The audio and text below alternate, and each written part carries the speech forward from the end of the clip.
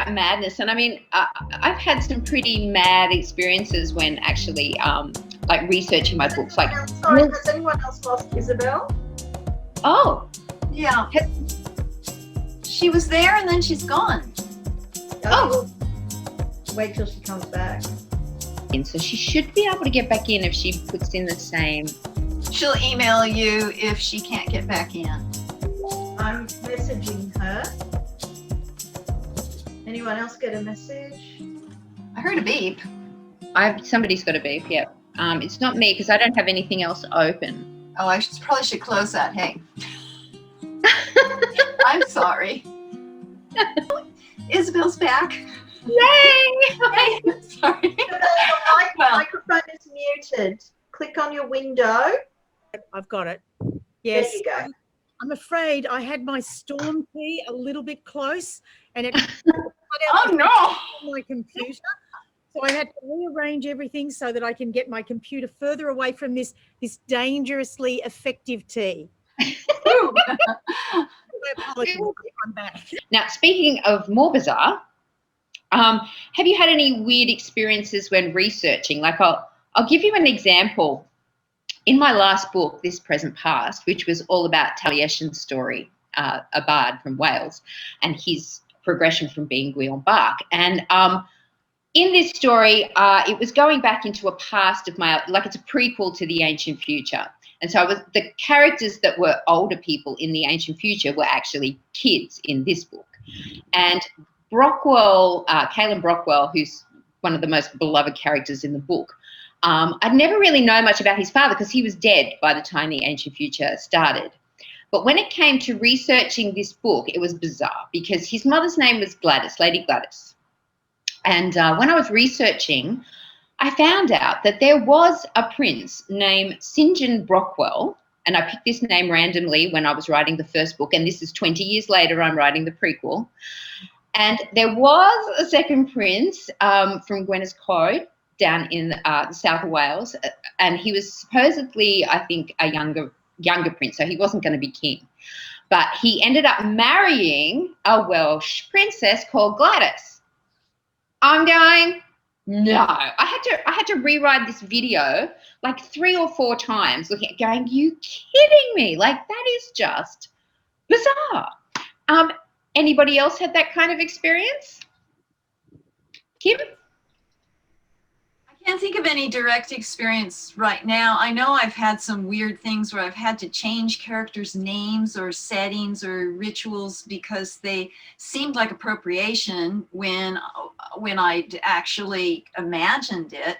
But yeah, I think that we are all connected, and that through the collective unconscious, especially if you meditate, the more you write, the more you tune into that creative force, you start to connect with other creative forces. That's like at the bottom of the mountain peaks where everything is all one. We don't see it, but it's all going on there, especially when you sleep.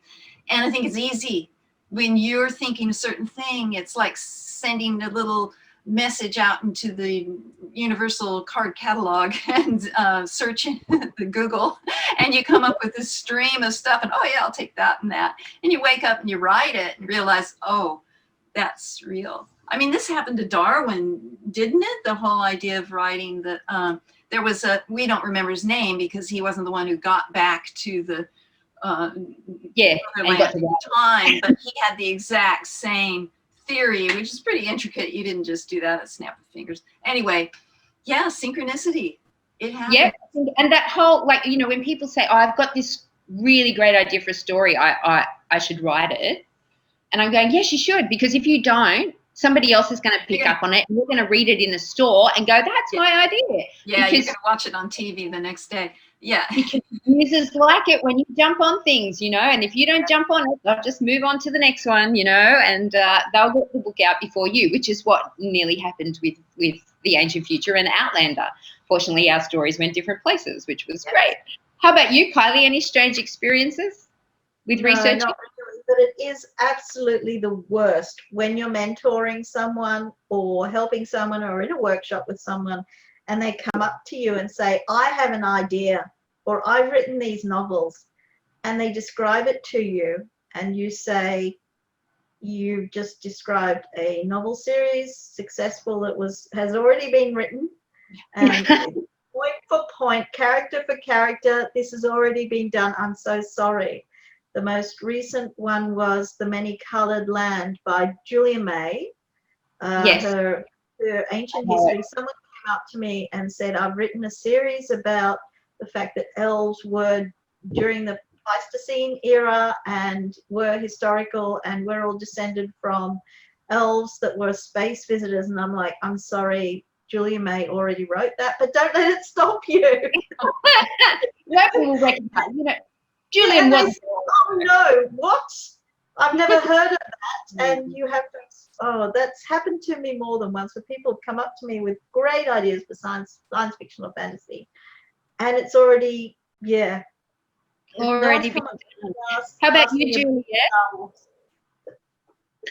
Yeah. I can't think of specific instances. I'm sure there've been many. Just thinking, as fantasy writers, we inevitably tap into the cauldron of story, which is, you know, all the myths and legends and fairy tales and folklore since whenever. And you know, you dip in, you take out some ideas, you put in some ideas from your own original writing, and we've got that shared experience and that shared mythology, and certain stories and certain kinds of stories crop up in all sorts of different cultures all around the world, and, you know, by no means sort of specific to one. And inevitably there are going to be their synchronicities, and they're, you know, they're going to come up in our work, and so it's a matter of what we do with it.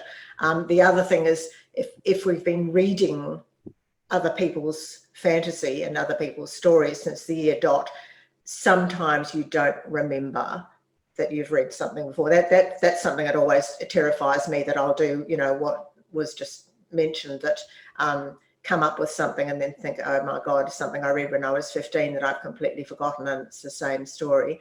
I have something like that. History as well. You know, we share history, and, you know, sometimes, I mean, I know I can remember when I wanted to write an Arthurian story. I'd still love to write an Arthurian story, and the publisher said, no, everybody's writing those, you can't do that.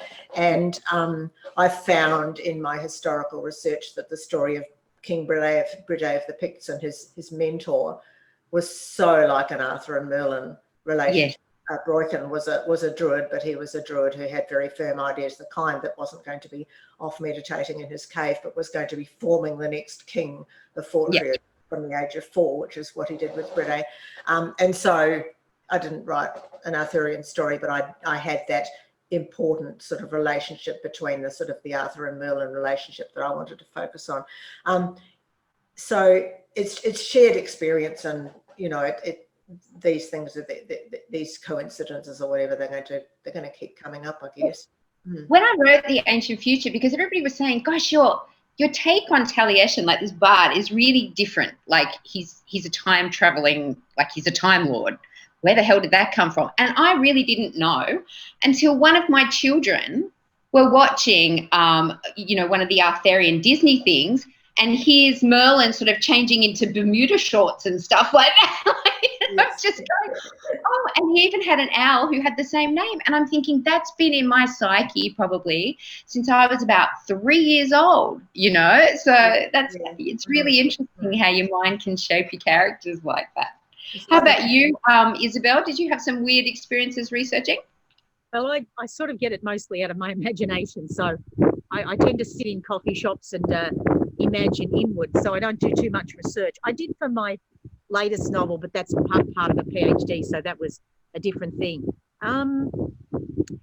No, I can't say that I really have had those experiences with researching. No, I can't say. Like, I actually, there was one time where I just based this Merlin at Lincoln-Buck, which is where the last stand of the Druids against the Romans seemed like a good place to put it. And I described this temple that I saw there and what the landscape looked like and blah, blah, blah. And then the next thing I know, there's this archaeological digging these statues of the goddess out of the ground that I just described. It was bizarre. It was like, and this was like, I don't know, about 5 years apart between me actually writing the thing and them actually digging it up. So that was a bit weird. So whether we do have this ancestral memory that Juliet was talking about earlier, where we kind of tap into memories of things long ago, because a lot of people have said to me, well, your stories are real, aren't they? They feel like, it feels like memory rather than like a tale. But, you know, I try to weave a lot of reality in there as well. So you kind of don't really know the difference between, like, that merging line between reality and what is the story, you know, so that people can believe it, basically. Because believability is something else that really needs to happen in fantasy. It doesn't have to be intricate. It just has to be believable. You know, it doesn't have to be true. It just has to be believable, you know. I've got a whole lot of reader questions here. Are you up for it? Yep. Yep. Okay, so the first one, and I'll start round from Kim again. Do you have a favourite of your own characters and why? And that question's from Gemma.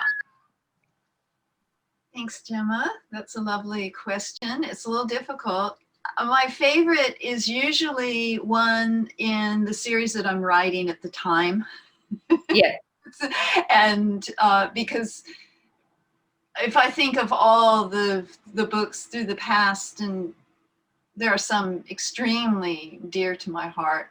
Right now, my favorite would definitely be Ash and her journey. And yeah. She's extraordinary to me, and I love writing her. Though I must say, Salila is probably the most fun to write. Yeah, she is fun. Absolutely the most fun to write. Yeah, liked her a lot. What about you, Kylie? Do you have any favorites? Right now, it's Haruka out of the Dragon Empire series, because I get to describe him as a badass, cross-dressing, half green-haired, half dragon space samurai. Wow. I get to describe his long green hair and his beautiful feminine kimonos, because he is Japanese, but he is also half dragon and carries samurai swords everywhere because he's clinging to his samurai heritage. So yeah, he is a badass green-haired, cross-dressing, half dragon space samurai. Excellent. How about you, Juliet? Do you have a favourite? I have a lot of favourites, really, and yeah, I often tend to have it tends to be a character from whatever I'm currently writing, but I think this time round I'll say Grimm from the Blackthorn and Grimm series, which is the previous series. I guess maybe I try to create the sort of man that I would love in real life that I'd never actually met. He's a character with a lot of disadvantage, built like a rugby player with a, you know, not a handsome person, but very large and weighed down by a lot of disadvantage, but someone who has a very pure heart and lots of love to give, and who keeps on trying, and despite his disadvantages is always helping people out of trouble. And he was that was a book where the main characters spoke and did chapters in first person, and of all the many characters I've created, he's the one that just came to life instantly on the page with his own voice, and you know, following his journey through those 3 books was wonderful. So I think he probably remains the number one, though I do love warrior bard Leovon, who is, you know, someone, as I mentioned before, that I would like to be in real life, and most definitely am not. Yeah. Well, I mean, that's the same with me. It's like trying to choose between your children. It's really, really difficult. What about you, Isabel? Who are you in love with? Well, I think I always like the animals best. You love me best. It's me. She loves me best. I am Crow. I can introduce myself now. Okay. He's very naughty and he's very precocious. I'm handsome. Look at my feathers. They're a bit furry. All right, now shush. Don't make me get the peg. Okay. She's always threatening the peg, but she never uses it. Okay. Maybe my favorite. Crow actually may be my favorite because he's naughty. and there's something about a naughty character, and go down now, because otherwise he'll be won't be able to stop him. He obviously inhabits a piece of my psyche, and the minute he's there, he begins to speak.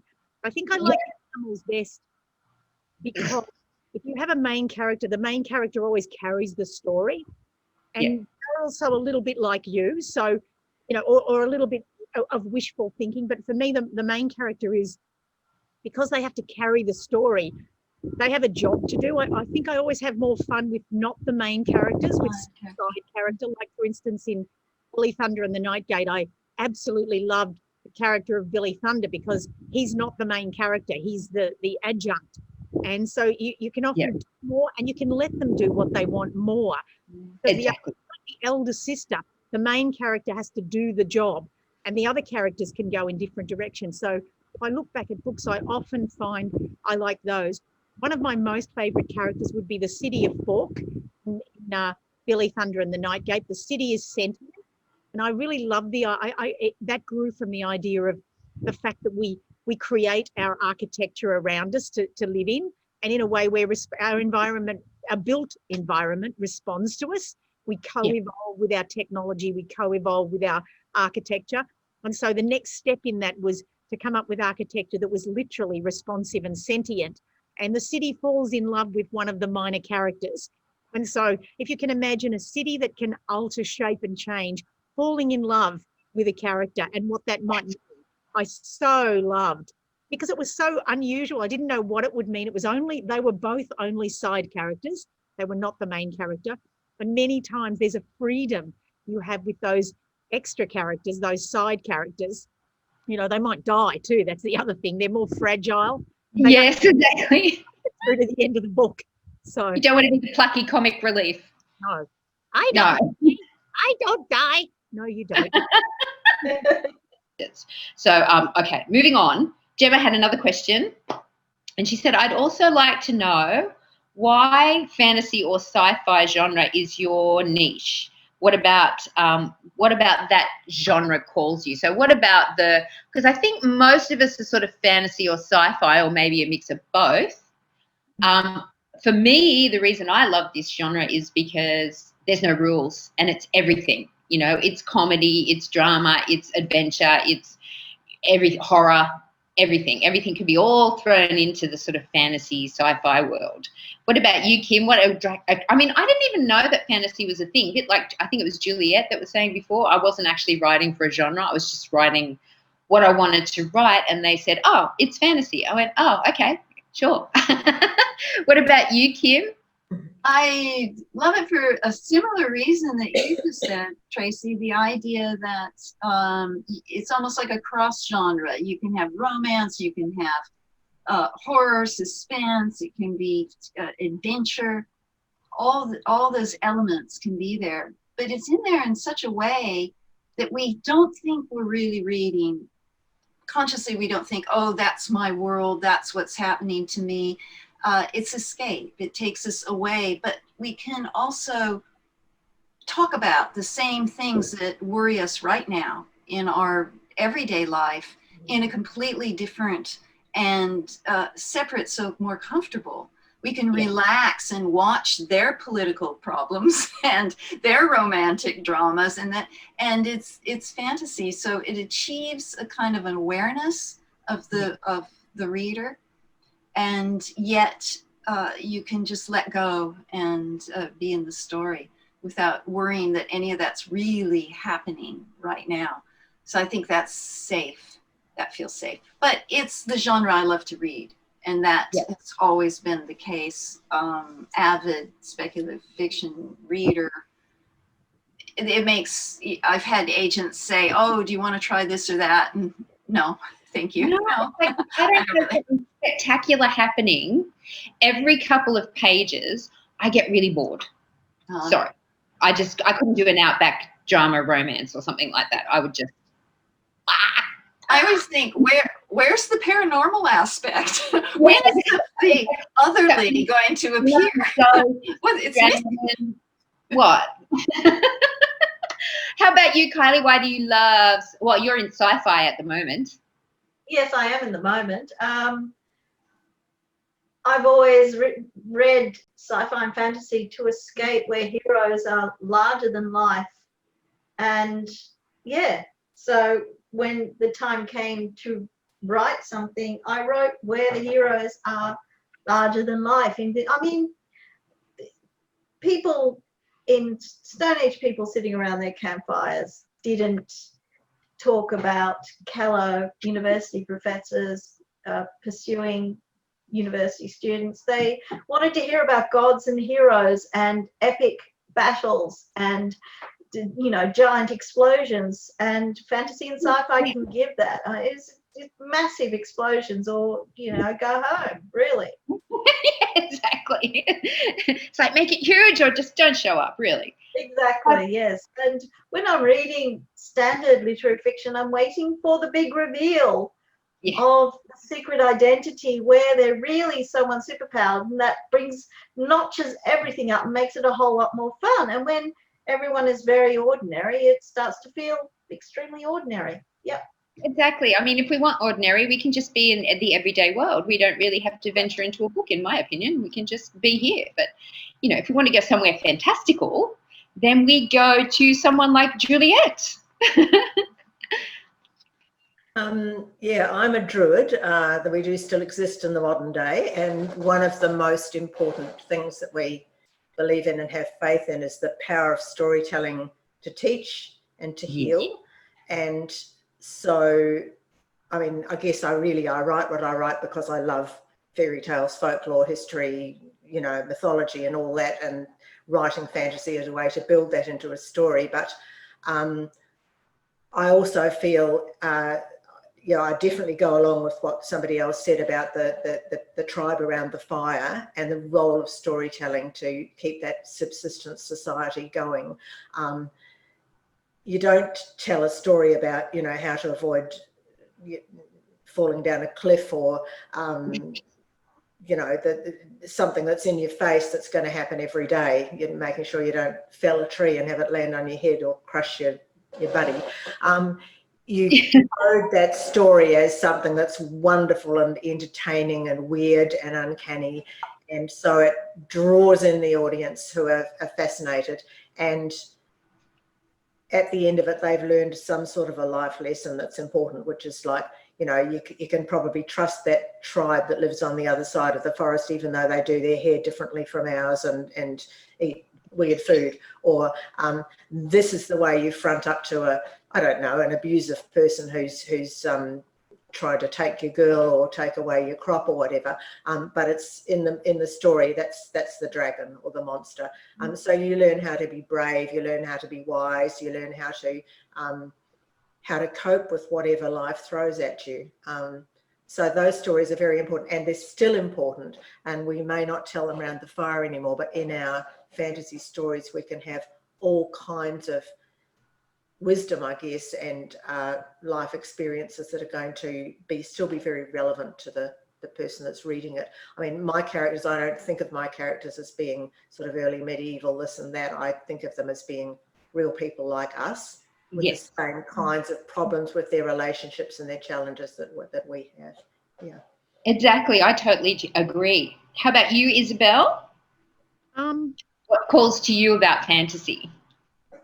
Well, like you and Juliet, when I was writing, there wasn't I didn't know I was writing fantasy. I just wrote what I wrote. It turned out to be kind of like a mix of science fiction and fantasy, which I've always been sort of attracted to. I mean, at the farthest end of science, there's only speculation, and that's kind of moves into the area of fantasy. So I quite like that area.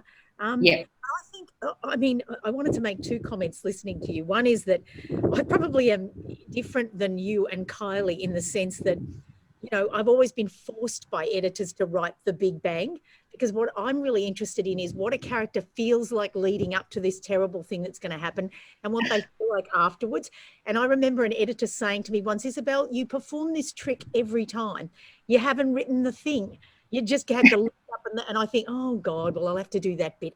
And I'm forced into it. It's action and it's the big explosion. It's hard for me. It's really hard to write it because it's all big bang and action. And I do it. And very often you know, there's scenes people like, but they're really hard for me to write because I'm interested in what's going on inside the head of the character. For me, and I suppose that also connects to the other thing I want to say, which is that for me, I think if I look at, I read a lot of fantasy like Juliet, and so it informed what I was going to write, what I was attracted to. But I think I was attracted to a certain sort of fantasy. I was attracted to fantasy that somehow focused on big ethical questions, which is what I was interested in. The world did not seem and does not seem a very fair or beautiful or honourable place. I'm interested in courage. I'm interested in the extremes of humanity, bravery and self-sacrifice, as opposed to cruelty and viciousness, which we are capable, apparently, of all of those things, some of us. And so I'm interested in how people become those things. And for me, the fantastic always lets you focus on those extreme aspects of what makes us do the things that we do. I mean, I'm sure Hitler didn't wake up one morning and think, aha, I'm going to grow up and be an evil person. Or even today I'm going to commit some evil. I think, you know, that madman, that hideous man, had some reasoning going on in his head. There was some justification there. Yeah. Well, not even that. In his own mind.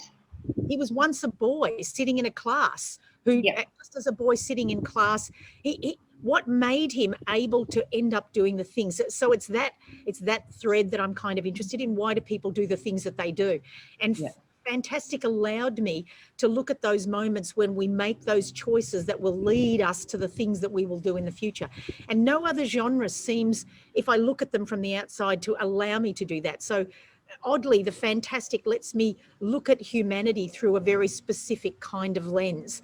And that's what I'm interested in. And as a kid reading, you know, I didn't want to live in a world where my mother was screaming at me to do the homework and put my brothers and sisters to bed. And that was all I was required to do. I wanted to live in a world where I was going to go and save somebody. I was going to find love that lasted forever. I was going to find friendship worth dying for.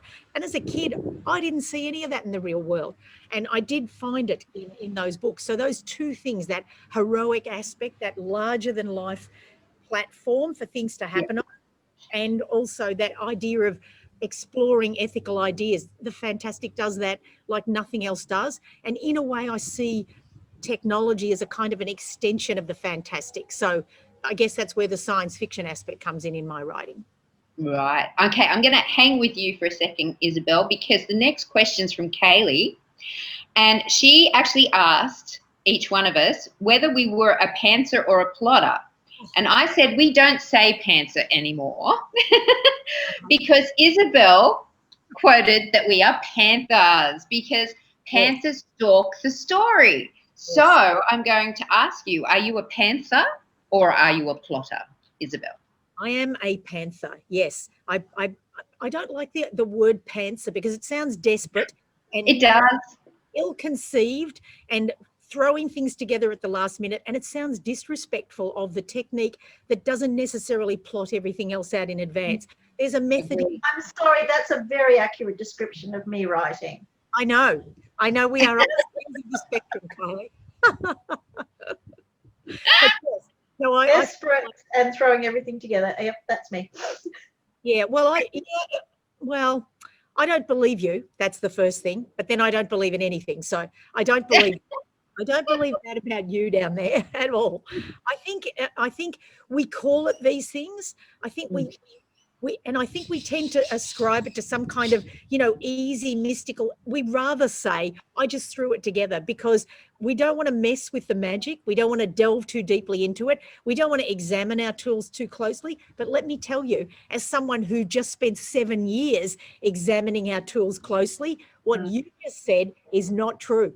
I can prove it. I have data.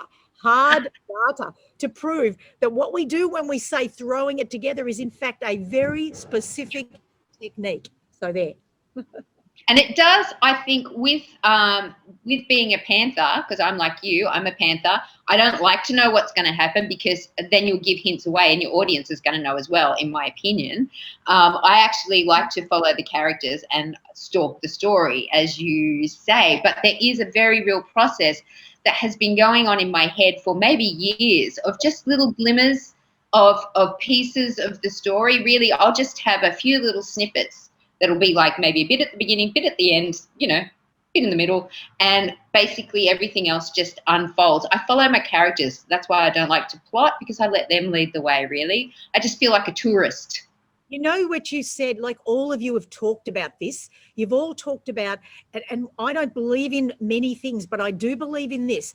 I believe that we all carry story in us at very deep levels, and some of those may be levels that cross from, you know, racial levels and levels, archetypal levels, and all the rest of it. And I think as writers, you know, if we say we throw it together, we may work in a kind of what looks like a chaotic process. We are drawing very deeply, and we do write while not writing a lot of the time. I mean, and a lot of the work we think we're doing very quickly and putting it together, we know that's not true, because you like Tracy, the way you work, you'll have an idea, you don't want to know anything, but you know everything, and you know. Because at some point when you go back, having had an idea supposedly, you go back to seed it in your story and it's there already. And we all have that experience. So yes, we do know what's going on, but we may prefer to work with it just below the eye line and keeping something else up in the top of our head. So maybe the truth is we're all plotters and pantsers. It's just how much is above the surface and how much is working down in our subconscious. I prefer it to be working in my subconscious a lot of the time too. How about you, Juliet? Are you a panther or are you a plotter? Well, I think that's rather than, you know, pantser here and plotter over there, it's more of a spectrum, and it's where you are on that spectrum. Having said that, I'm way along the plotting end. I regard with amazement and awe these people that don't plot. It feels to me like, you know, building a cathedral by starting with one brick in one corner and building slowly and then wondering why it falls over. So hats off to you ladies who can do it that way. Having said that, you know, I've been the arch plotter since year dot. I feel secure with the structure. I always need to know where I'm going, though I don't need to know every detail along the way. And that's where I guess more of a more intuitive sort of approach clicks in. So I got through all the stages of writing character profiles and I have to do the full outline, because I generally am not brave enough to dive in and write a whole novel without a contract these days. So the outline's got to be there before anything, and I'll do a chapter plan and all sorts of other things. And sometimes I'll do an Excel spreadsheet so I can get the time frames right, because I tend to have different narrators taking chapters in turn in different places. It's all got to kind of work. And for me, that very structured method means that there's far less rewriting later.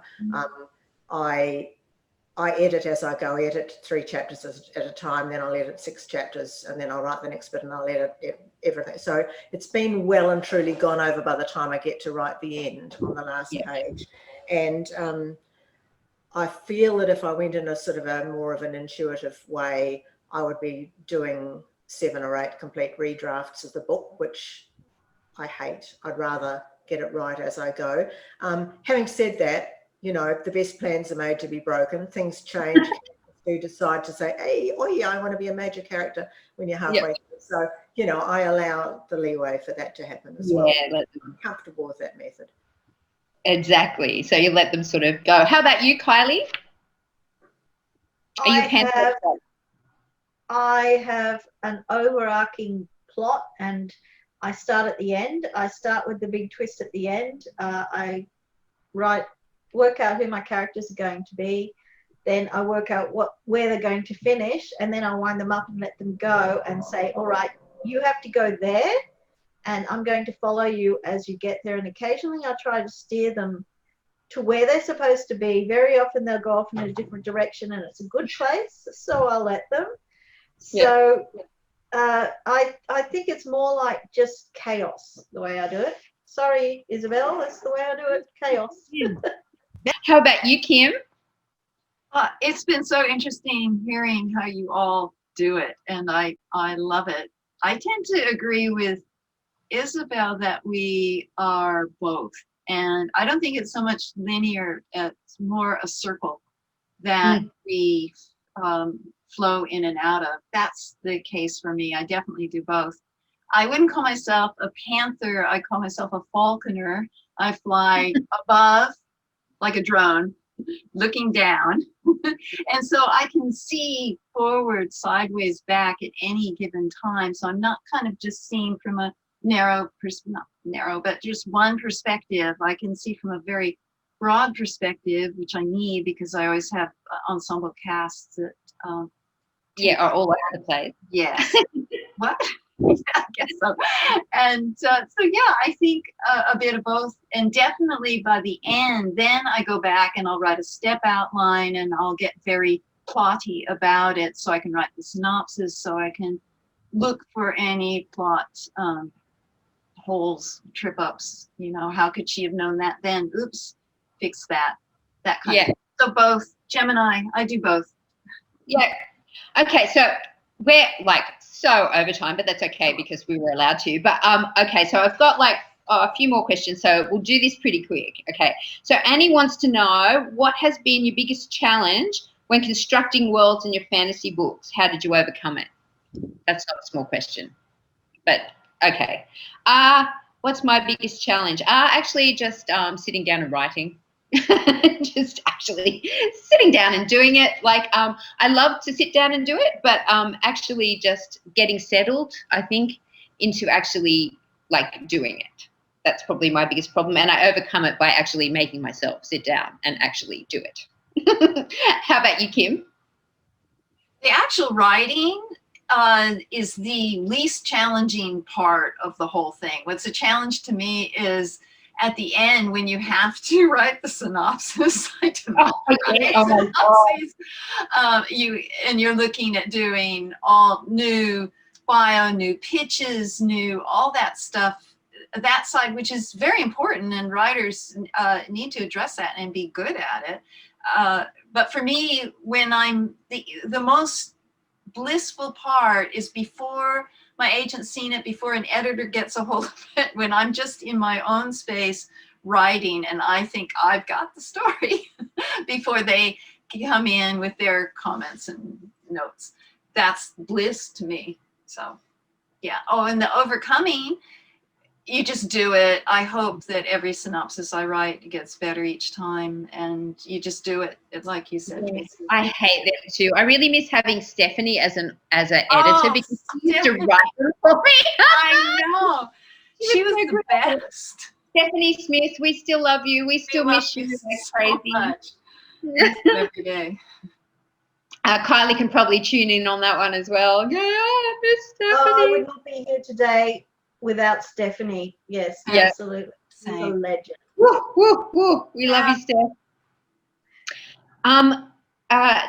Juliet, how about you? That question related particularly to creating worlds, didn't it? I guess mine would be, because my books are mostly not in an invented world, but in some sort of variant of real world history. I think the big challenge is remaining reasonably true to real world history and geography while being able to have my characters, I hate the word relatable, but be relatable to everyday today's human beings in terms of behavior and relationships and so forth. So that's always a bit of a balancing act, and certainly my version of early medieval Irish history is, the somewhat more tolerant and free thinking than perhaps sometimes it was in real life. But you make these compromises. It has to be okay. It has to be not outrageously different, unless you're writing alternative history, which is a genre of its own. But the characters have to come across as real. So it's an interesting challenge. Sure. What about you, Juliet? Sorry, Isabel. What do you feel about is the most difficult part of writing for you, fantasy? Was it specifically about world building or just in general? I think it was just about hold on. Biggest challenge when constructing worlds, world building. Biggest challenge. Well, I was interested in what Kim said before about, being a falconer flying over top. I'm the absolute opposite. I'd love that. I'd love to turn into a drone or a falcon. I mean, for me, I have my character, I had Elspeth standing outside the red city, having no idea what was in the red city except the buildings were red and possibly rammed earth, but literally nothing else. And having her step into the city and thinking, oh God, I wonder what we'll find here. And literally walking down to the end of the house and looking around with her to see what she saw. And unlike you and Juliet, who plan very carefully and probably and do the one draft, I do dozens and dozens of drafts because I muddle things up or I invent things and I change sexes, change names, change everything, and I have to go back and fix it all. So there's a lot of back and forwards. But for me, the challenge is just just making myself, it goes back to that discipline question, just move forward into the story, because literally anything, including cleaning the toilet, seems like a better idea, even though I love writing, than sitting there and toughing it out. When you get a little bit of a roll, that's lovely. That's like 1% of the time. And the rest of the time, it's just sit down, do not get up yet, don't. No. And I'm sitting here and I think, I'd really like a cup of tea. No, work. No. Later. Get a big, no, work. You're right in the middle of a paragraph. There and working and sitting and not going away and sitting for long periods of time so you go deep. The hardest thing is to shut out the distractions of the world so you can concentrate on the world you're creating. And that's for me. Because I'm inventing it as I go, I really need to be there.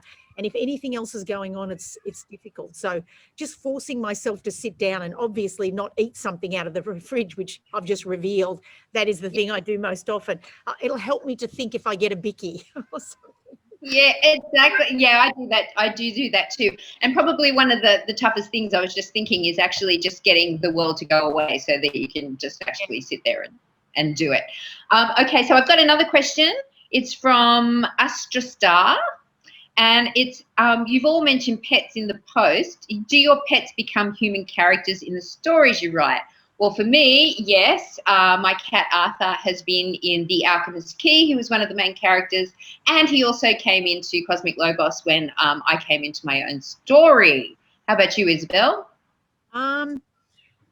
Yes, in Billy Thunder and the Night Gate, all of the animals turn into human characters, and they were all my animals: a goat, 3 dogs, and a cat. They all turn into characters in the story, and it was lovely to give them a voice and find they were much stroppier or sadder or angrier than I could have imagined.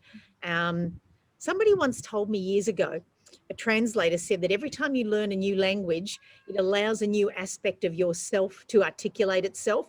And I always thought, God, what would I be in Arabic? Or so I'm enchanted by the idea of what I'd be in these other languages. And I think, in a way, when you speak, when you allow an animal character to speak, that also is allowing an aspect of the story to speak that doesn't speak in any other way. So yeah, I do it all the time. I love it.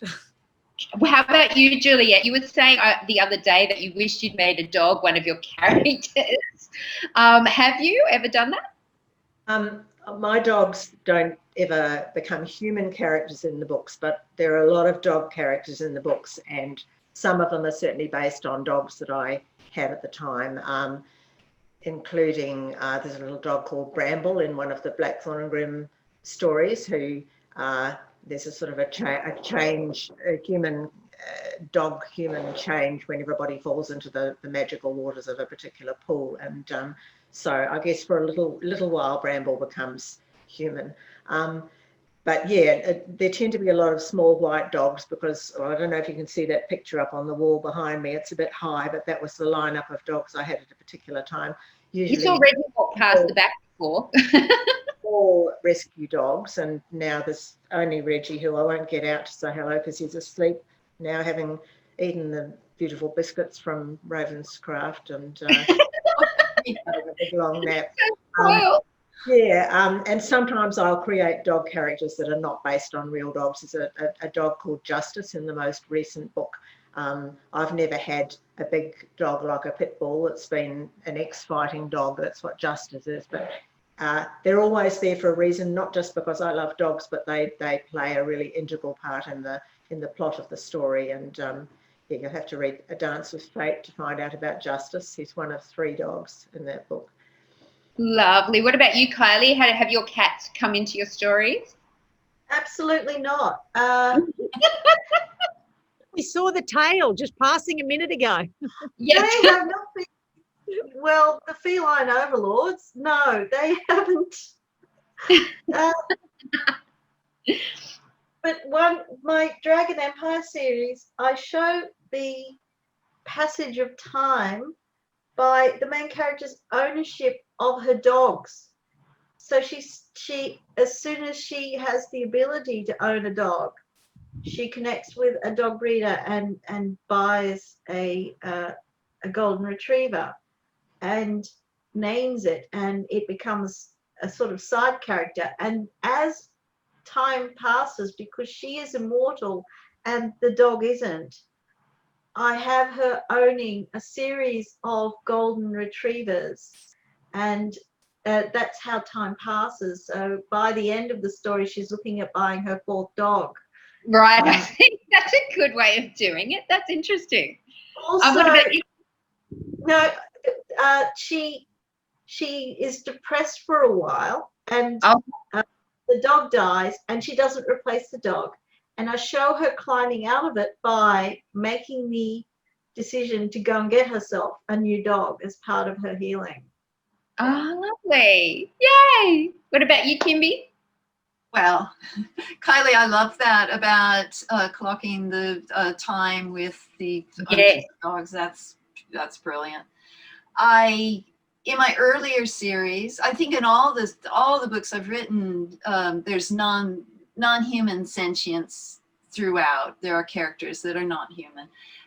But in the Quantum Enchantment and Quantum Encryption series, there are temple cats, and which are sentient, telepathic, much larger than these domestic felines. But two of them, Draco and Gratch, are both based on Draco and Gratch, cats that I, had in the past.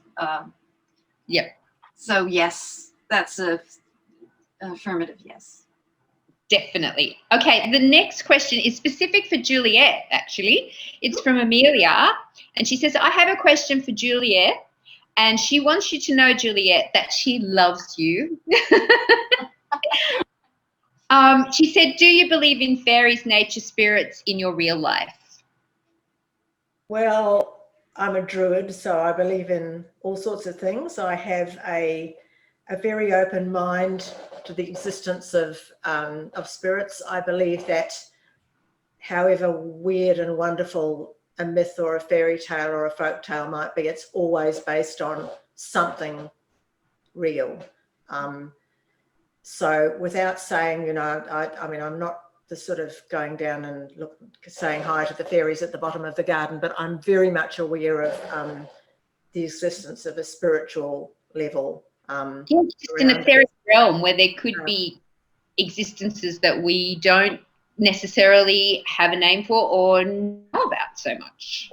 Yeah, phenomena that they're not explicable by science, and often it's very much tied up to the land, certainly here and in Australia and in New Zealand, and as I've mentioned, in those Celtic regions where particularly where earth and where the elements meet, seashores and caves and so forth, those are the places where you feel it most strongly. So yeah, the answer would be yes, I do believe in it. And also to that reader, thank you very much. I love my readers back.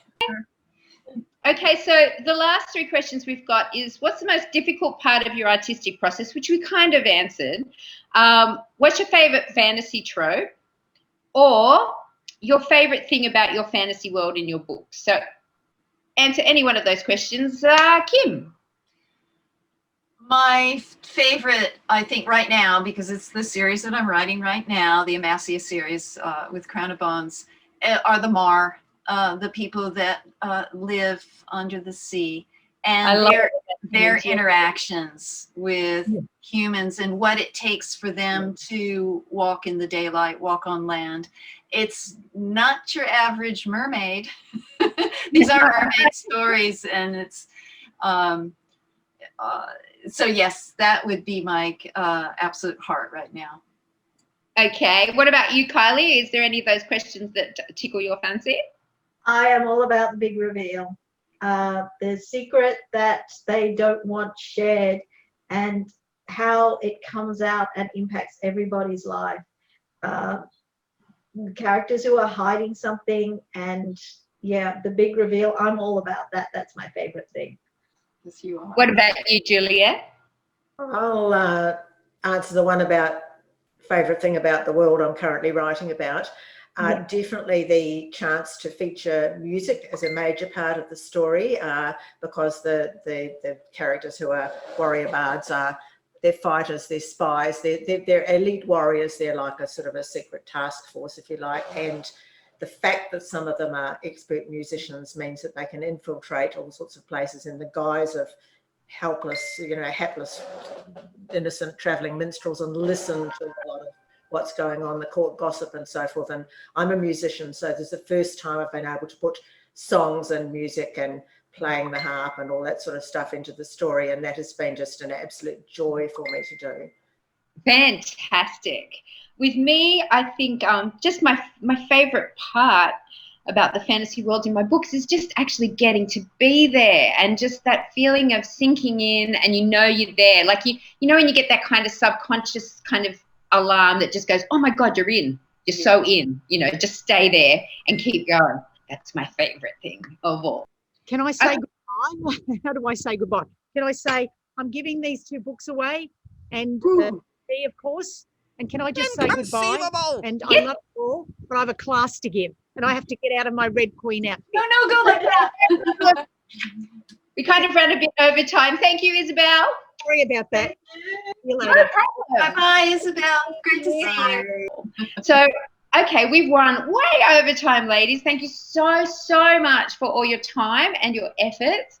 And so we're going to go around the circle and say goodbye now that Isabel said goodbye. So goodbye to you, Juliet. Bye, everybody. Bye, Julia. Thank you so much for being here. Bye to you, Kylie. Thanks so much. This has been a wonderful panel. It has been fun, hasn't it? Bye-bye, and bye-bye, Kim. Bye. I love this so much. Thank you. It's been an honor to be among you all, and I just feel blessed. Thank you. Thank you all for being here. It's like my ideal tea party, absolutely. And bye, everybody else. Yes, tea, and enjoy the con, and do send us your pictures so that we can pick you one and send you a book and some tea. Yes. Bye.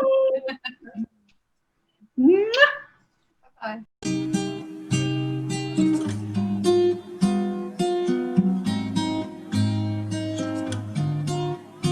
I honestly thought this was a practice. There's no practice here. No, there's no practice. Delete a bullet. I need a practice for everything. I needed a practice for life.